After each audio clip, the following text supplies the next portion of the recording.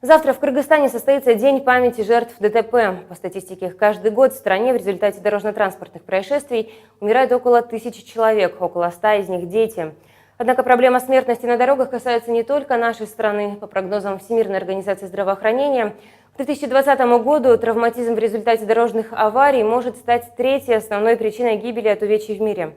О том, по каким причинам ДТП чаще всего случаются в Кыргызстане, и о том, что необходимо сделать, чтобы повысить уровень ответственности водителей на дорогах, мы поговорим с председателем общественного объединения «Дорожная безопасность» Чинарой Космамбетовой.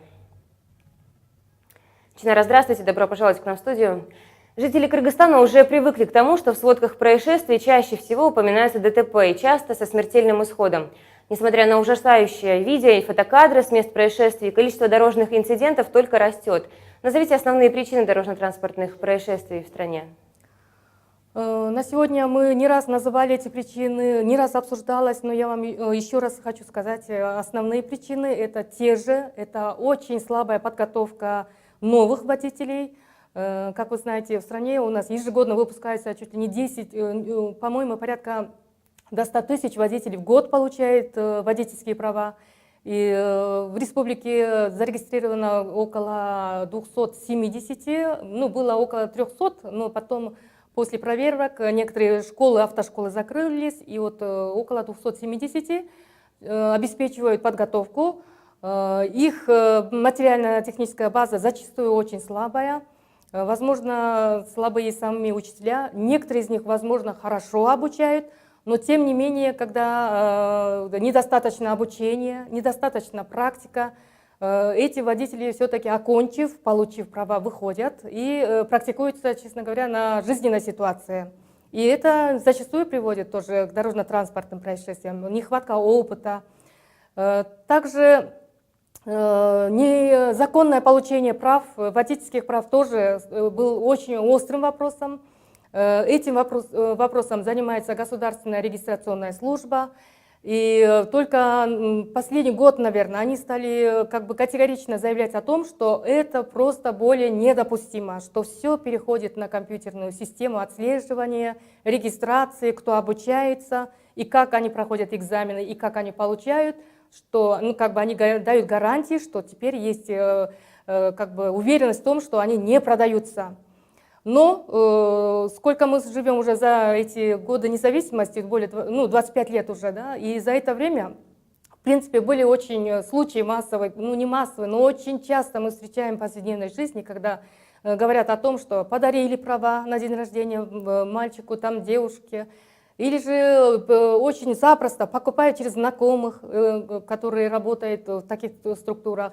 Сама система коррупции в ГРС тоже была очень остро стояла, сейчас как она решается тоже под вопросом. И поэтому это было тоже одним из больных вопросов.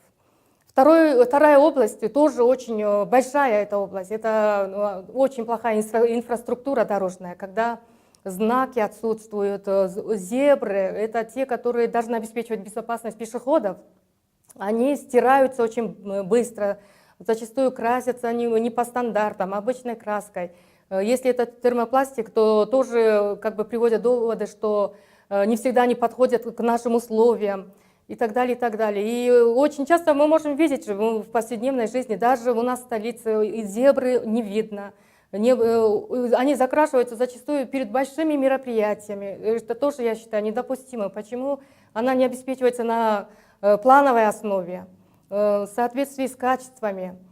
Освещение – это очень больной вопрос. В темное время суток происходит около 46% ДТП, и со смертельными исходами очень часто.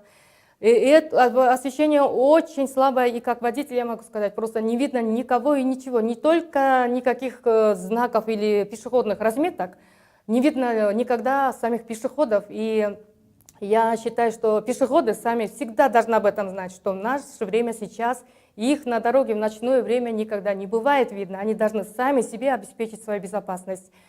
Очень больной вопрос еще законодательства и уход от ответственности водителей, когда происходит ДТП, и если нет общественного заявления, если водители между собой сразу договариваются о том, что они не дают заявку, заявление, значит, они не несут ответственности. И закон у нас тоже в некоторой степени позволяет, когда нет такого общественного заявления, даже при смертельном исходе, хотя это есть нормы в Уголовном кодексе о несении ответственности, но в жизни у нас часто встречается, когда берут на себя материальный ущерб пострадавшей семьи и, оплачивая похороны, нету никто же не гарантирует, что этот же водитель, он на следующий день садится за руль и ездит. И этих случаев я тоже уже наслышана, очень часто такие случаи бывают.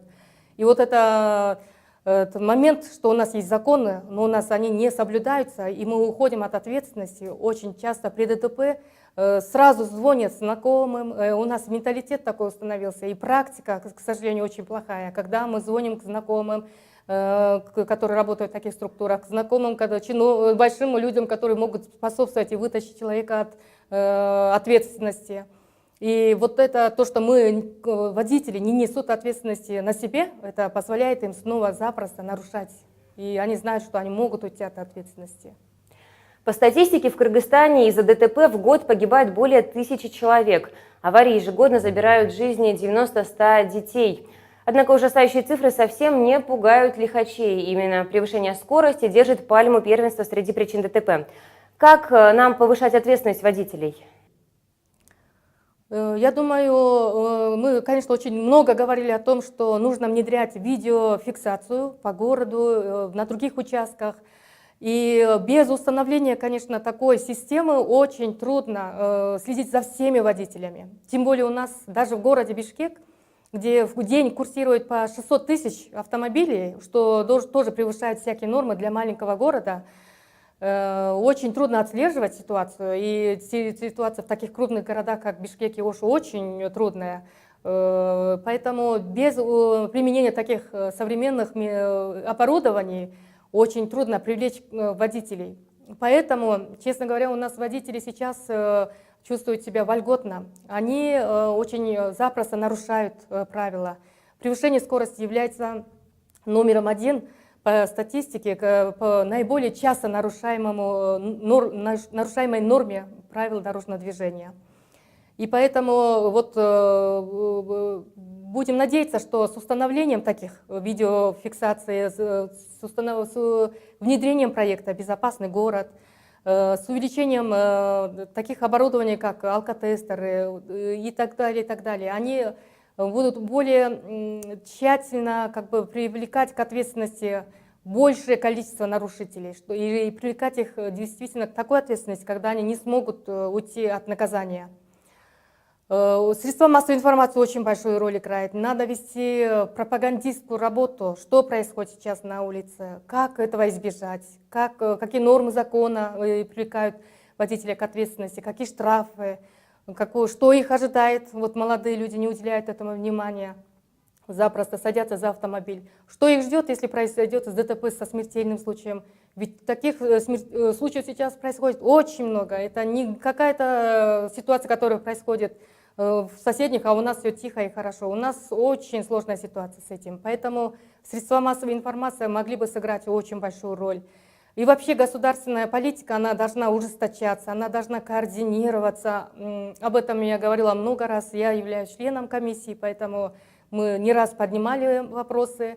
Но большая проблема еще в том, что у нас очень часто меняется правительство, у нас очень часто меняется глава этой комиссии, работа прерывается, нету фонда для работы этой комиссии, нету хорошего штата. Есть только один человек, который и то работает на добровольной основе, и могут заплатить зарплату, могут не заплатить. И вот этот человек ведет тоже определенную административную работу по работе, по обеспечению работы этой комиссии. И это недопустимая ситуация. Если смотреть на государственном уровне, это просто недопустимо. И об этом даже другие международные эксперты, когда говорят, это просто очень стыдно за такую ситуацию, которую мы имеем. Вместо того, чтобы сейчас поднять этот вопрос на государственном уровне, потому что погибают люди, погибает очень большое количество, а это очень большой материальный ущерб, и это очень большое бремя на государственный бюджет, это потенциал республики, Это все молодежи ведь очень много погибает, детей. И очень жаль, что мы сейчас все сидим в этой ситуации и не хватает сил перебороть.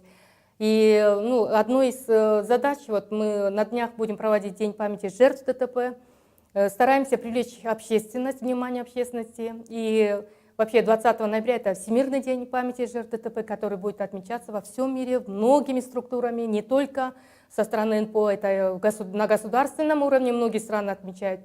И я благодарна, что это мероприятие сейчас проводится совместно со структурой патрульной милиции и с Минздравом. Подключаются некоторые другие медицинские учреждения.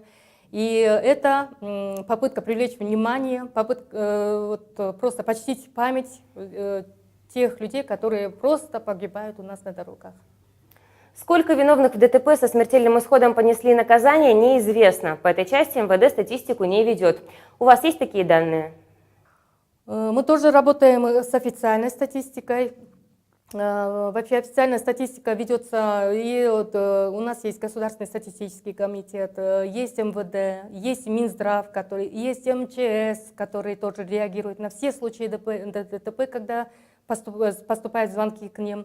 Они все регистрируются. Но проблема в том, что недавно проводился семинар тоже Всемирной организации здравоохранения, где отмечалось о том, что если 3 структуры ведут свои регистрацию таких случаев, то у всех 3 структур может быть разная информация, разные данные. И проблема эта пока еще до сих пор, до конца не решена. Сейчас идет как бы работа по созданию единой базы данных. И было бы хорошо, если бы у нас сами госструктуры имели бы все возможности учитывать все эти случаи.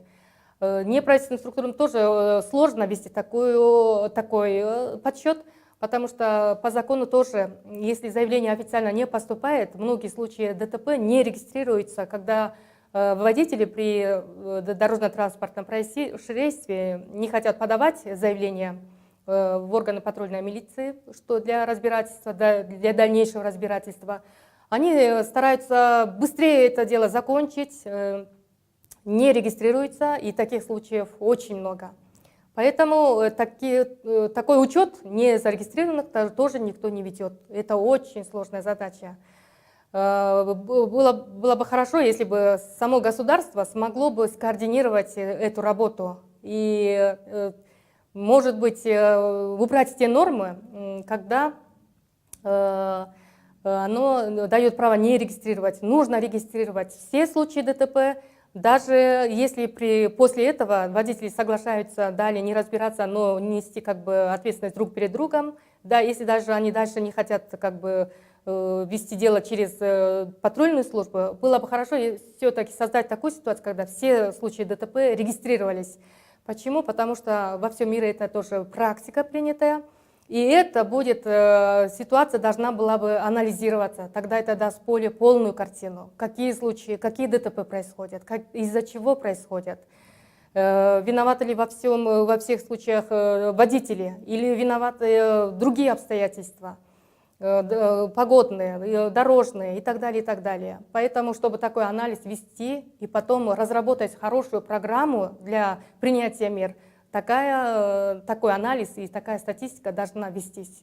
Но сейчас будем надеяться, что будет создаваться единая база данных, и посмотрим, как дальше это пойдет. Спасибо за беседу. Я напомню, что сегодня в гостях у телеканала «Онбир» была председатель общественного объединения «Дорожная безопасность» Чинара Космамбетова.